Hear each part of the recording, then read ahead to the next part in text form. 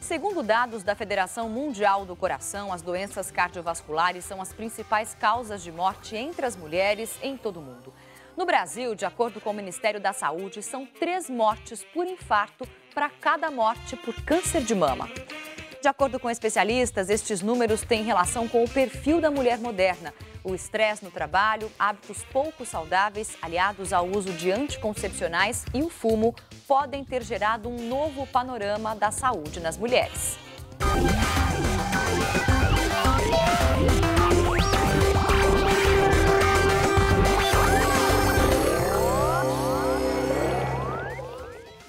Blogs começa agora para todo o Brasil e um alô para você que assiste a gente aí no continente africano pela Record Internacional. Muito obrigada pela audiência. Olha, as doenças cardiovasculares são as que mais matam no Brasil e no mundo. O que é necessário saber? Como se prevenir? Dor no peito, formigamento, dificuldade para respirar. Os sintomas são do infarto e a necessidade é de atendimento rápido. Com certeza é a doença mais comum dos nossos dias, não só no Brasil, como em todos os países do mundo ocidental. Soraya sabe bem o que é isso. Aos 47 anos, depois de um dia de muito estresse, teve um infarto. Quando eu senti o formigamento nos dedos, que foi subindo, passou para a mão, passou para o braço, aí eu falei a coração. 4 anos antes, ela havia feito um check-up. Com os exames em dia, nem deu importância ao fato de ter um pai com 8 pontes de safena. Tem médicos que realmente a gente não procura, talvez como a gente tivesse que procurar. Cardiologista, acho que é um deles, né? E justamente o fato hereditário, aliado a uma vida sedentária, ao fumo, ao estresse e alimentação rica em gordura, que levam ao infarto. O infarto é causado pela redução do fluxo sanguíneo. Acontece quando parte da gordura que ingerimos ao longo de muitos anos se acumula na artéria, o que bloqueia a passagem de sangue. E se engana quem acha que o organismo sempre emite um sinal de alerta antes do ataque fulminante. Algumas vezes a dor forte surge de uma hora para outra. Em geral, sempre depois de uma situação de muito nervosismo. Portanto, se você fuma muito e não leva uma vida saudável, é bom ficar de olho. Para evitar danos ao coração, é preciso ter uma alimentação rica em frutas e legumes e usar pouco sal. Fazer atividade física e evitar o cigarro. Os médicos ainda indicam, depois dos 40 anos, o melhor é fazer exames cardíacos semestrais. Você vê que nós temos um monte de fatores. Se você olhar para o lado, você não tem para onde escapar praticamente. Então, é muito importante a prevenção, né? Tentar diminuir ao máximo os fatores que dependem de você, eles devem ser diminuídos sempre.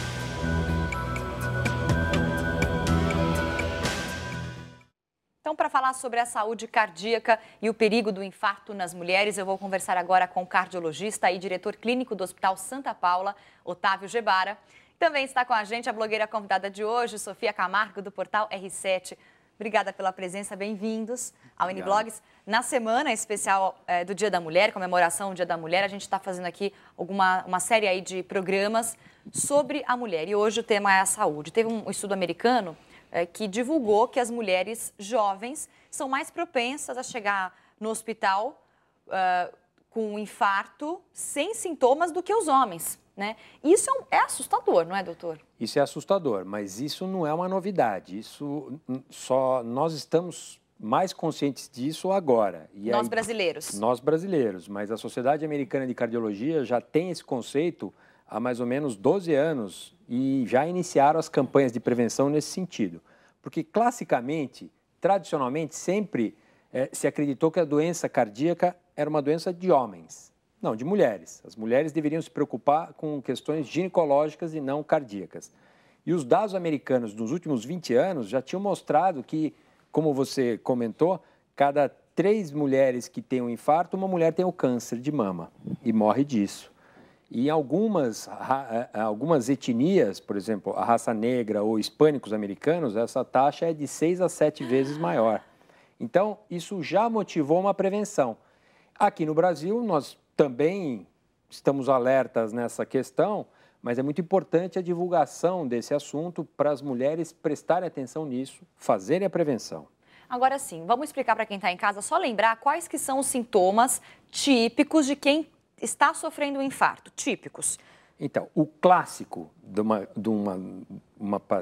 ou a mulher ou o homem que está tendo um infarto é aquela dor no peito, uma dor mal definida, em caráter de pressão, como se fosse um peso, um elefante sentando no seu peito, acompanhado de suor frio irradiada para o braço esquerdo. Esse é o sintoma clássico. Agora, qual que é o sintoma mais comum na população feminina? Não é o sintoma clássico. São dores disfarçadas. Então, pode ser uma dor na boca do estômago, que passa como se fosse uma crise de gastrite. Pode ser uma dor que começa na boca do estômago, se irradia para as costas. Pode ser só um sintoma de suor frio e sensação de desmaio.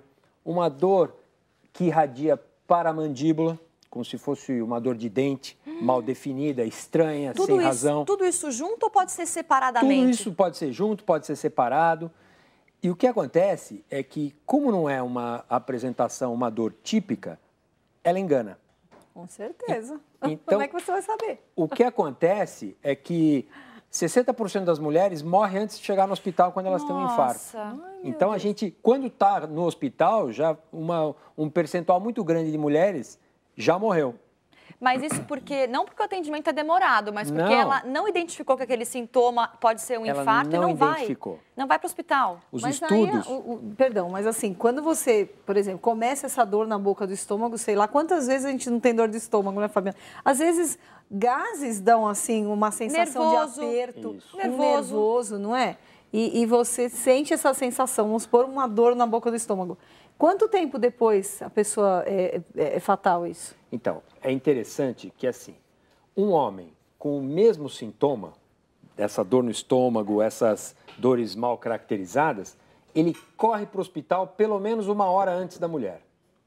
Estatística americana, brasileira e europeia. Por quê? Todos são consistentes. A mulher leva pelo menos 1 hora a mais tentando interpretar o que está acontecendo. Porque também é muito difuso, não é? Exato. Mas como que a gente se preocupa ou não com isso? Eu tenho que saber se eu sou de um grupo de risco. Isso é fundamental. Isso é fundamental, porque se eu sou do grupo de risco, esse tipo de dor que dura mais de meia hora é preocupante. E eu não tenho condição de fazer esse diagnóstico. Eu tenho que procurar uma ajuda médica para diferenciar entre uma crise de gastrite ou uma dor nas costas, no meio das costas, que seria uma crise de coluna, de um infarto. Então, a primeira coisa, quando a gente fala prevenção, é você conhecer o seu risco. Por exemplo, uma mulher que fuma, ela é de grupo de risco. Não importa a idade. Não importa a idade, principalmente a mulher jovem, que está acostumada a realmente não pensar nessa questão cardíaca, mas se ela é uma fumante, ela tem que ser mais esperta nessa questão. Se ela tem uma pressão alta, hipertensão, diabetes, colesterol alto, tudo isso configura grupo de risco. Então, uma dor mesmo, ou um sintoma mesmo que não muito característico, já deve chamar atenção. Pílula anticoncepcional também é fator de risco? A pílula anticoncepcional, essas pílulas modernas de hoje, só a pílula sem o uso do tabaco associado, sem o cigarro, ela não é um fator de risco. E álcool? Álcool não é um fator de risco, mas ele depende da quantidade. Por exemplo, para os homens, 2 até 2 unidades de álcool por dia, ou 2 cervejas, ou 2 doses de vinho, por exemplo, elas são protetoras. Para a mulher, 1 dose é protetora. Acima desse valor, já passa a ser um risco aumentado. Então, acima de 3 doses de álcool diária, ou numa somatória semanal, já aumenta o risco. Agora, não é a associação do tabaco, do fumo com o anticoncepcional que é o risco. O tabaco sozinho já é um fator de risco que aumenta de 5 a 6 vezes o risco de um infarto. Associado a uma vida estressante, a um papel novo que as mulheres estão assumindo há alguns anos. Que isso é uma coisa que a gente não consegue mudar. Nós não vamos fazer aqui a apologia de que as mulheres não devem trabalhar, devem só se cuidar. Então, isso é um fato. A gente tem que se cuidar, né? Mas a gente tem que trabalhar, não tem como. Seria bom. Então, o hábito saudável tem que estar associado a uma vida estressante. Quem vive numa cidade e trabalha, mesmo em casa, é estressante. Mas você falou no começo do programa, na hora que a gente começou a conversar, você falou a doença cardíaca está muito associada aos homens e estava pouco associada às mulheres. De fato, aumentou mesmo o número de mulheres infartando ao longo dos anos ou não? Você sabe o que aconteceu? Agora a gente fez mais o diagnóstico. E nos últimos 20 anos, houve um declínio nesses números nos homens. E nas mulheres esse declínio foi menos importante. Então, o que os homens fizeram, a população masculina e os médicos, as sociedades de cardiologia, atuaram nos homens para reduzir esse risco, não foi feito nas mulheres até os últimos, 4, 5 anos. Então, o que aconteceu foi um descompasso. Os homens reduziram mais o seu risco e as mulheres ficaram para trás. Quer um número brasileiro? No Brasil tem 35 a 40 milhões de hipertensos. Uma mulher com 60 anos de idade, ela tem 35% de chance de ser hipertensa. E ela não sabe disso. Isso por causa da idade mesmo? É um fator de idade. À medida que a gente envelhece, a pressão aumenta. E esperar ter um sintoma para achar que é hipertenso é muito tarde. A hipertensão ela é silenciosa. Pode ser o derrame, né? Pode ser o derrame. E esse é um ponto também que a gente tem que lembrar. No Brasil, o infarto é importante em mulheres. Mas o acidente vascular cerebral, ele é muito importante em mulheres. O AVC. Ele mata mais mulheres do que homens. Por quê? Porque a mulher também tem fatores de risco que ela deixou correr mais tempo sem perceber. Então, a hipertensão, por exemplo, que é um dos fatores de risco mais importantes para o AVC, ele é silencioso. Então, quando você detecta isso 10, 15 anos depois que você já é hipertenso, as artérias, principalmente as artérias cerebrais, elas já estão fragilizadas e propensas ao entupimento. Quando entope uma artéria do coração, é um infarto. Quando entope uma artéria do cérebro, é um acidente vascular cerebral. Olha, gente, as doenças cardiovasculares são responsáveis por cerca de 30% das mortes no Brasil, como o doutor acabou de colocar muito bem. E os sentimentos como a raiva e a ansiedade têm grande participação em tudo isso. Nos últimos anos, as pesquisas sobre a relação entre emoções e corpo se multiplicaram. Já é possível afirmar que a mágoa reduz o calibre dos vasos sanguíneos e eleva a pressão arterial. A raiva aumenta a produção de interleucina 6 e proteína C reativa, substâncias inflamatórias relacionadas à arteriosclerose. Os médicos sabem também que os ansiosos têm mais chances de ter infartos. A presença da ansiedade e da depressão aumentava quase em 40% os riscos de um evento cardíaco do tipo infarto do miocárdio. Puxa, mas isso é importante, né? Quer dizer, passa a ser um fator de risco tão importante como você fumar ou você ter um colesterol alto. O que acontece? O coração é como se ele tivesse uma descarga de adrenalina tão forte que os vasos praticamente fecham durante um tempo e é como você pegasse o coração e ele sofresse assim um aperto no meio. Por que eu estou falando isso? Porque a imagem que os japoneses mostraram é de um coração dividido em duas bolas. Assim. Esta psicóloga de Ribeirão Preto, interior de São Paulo, é a autora do primeiro trabalho científico brasileiro sobre a síndrome do coração partido. Ela explica que o maior problema ainda é a dificuldade no diagnóstico. O infarto aos 40 anos fez Eduardo mudar de comportamento. Adotou as sessões de terapia e encontrou tempo livre para a família. Não é que o Eduardo ficou calmo num passe de mágica, ele tem as estratégias dele para conseguir viver em paz com o trânsito. O tipo de música dentro do carro é uma delas. Só a letra é tranquila.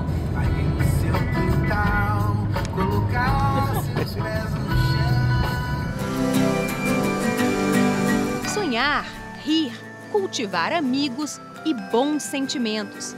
Pode não parecer, mas essas são as recomendações médicas para viver muito e viver bem. Eu queria perguntar para o doutor, a partir dessa reportagem, se pessoas que têm sentimentos mal resolvidos, um alto índice de estresse, de ansiedade, de mágoa, ressentimento, raiva, esses sentimentos que a gente tem ao longo da vida e que a gente vai trabalhando, né, psiquicamente e tal, interiormente. Pessoas que não têm esse preparo emocional para ter um controle das emoções, sofre mais ou pode ser mais propenso a ter problemas como esse de um infarto do coração? Sim, e isso é um assunto muito importante, especialmente para mulheres. O estresse não é necessariamente ruim. O estresse, ele gera trabalho. Você vai para frente por causa do estresse. Você faz as coisas, completa trabalhos, pesquisas, tudo que você tem que fazer na vida, você é movido por um prazo, alguma coisa assim. Como você encara isso é que vai determinar se aquilo vai ser ruim ou bom para a sua saúde cardiovascular. Se você encara isso da forma negativa, como um peso, um fardo, um problema eterno na sua vida, eu vou trabalhar me arrastando, isso é ruim. Isso é ruim.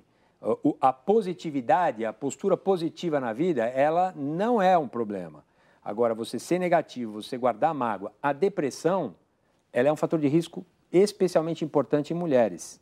Doutor, quem tem depressão pode ter... Aumenta o risco de infarto em quase 40%, 50%.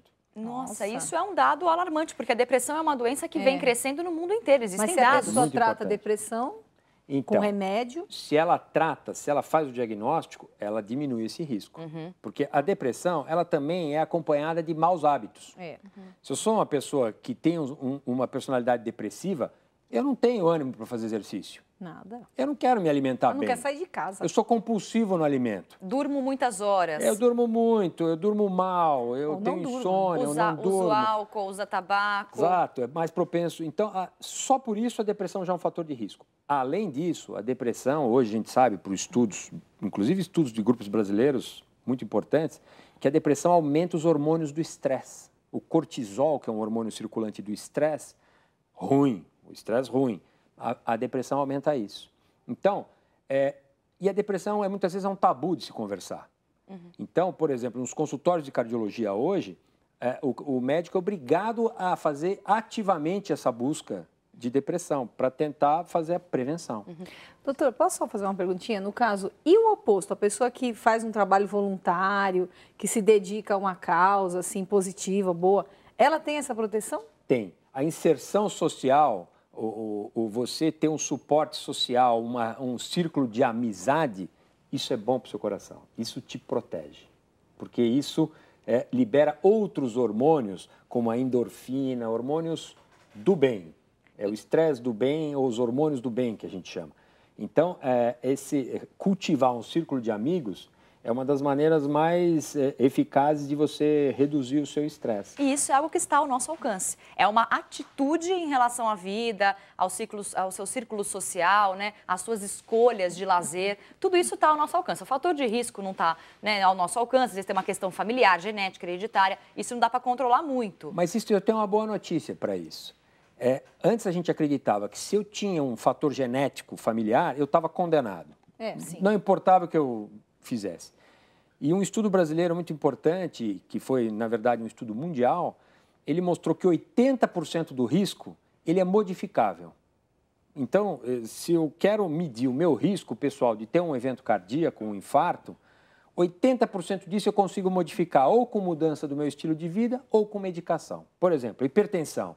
Eu posso melhorar isso fazendo atividade física e tomando um remédio se não controlar com a atividade física. Então, eu elimino ou reduzo esse fator de risco.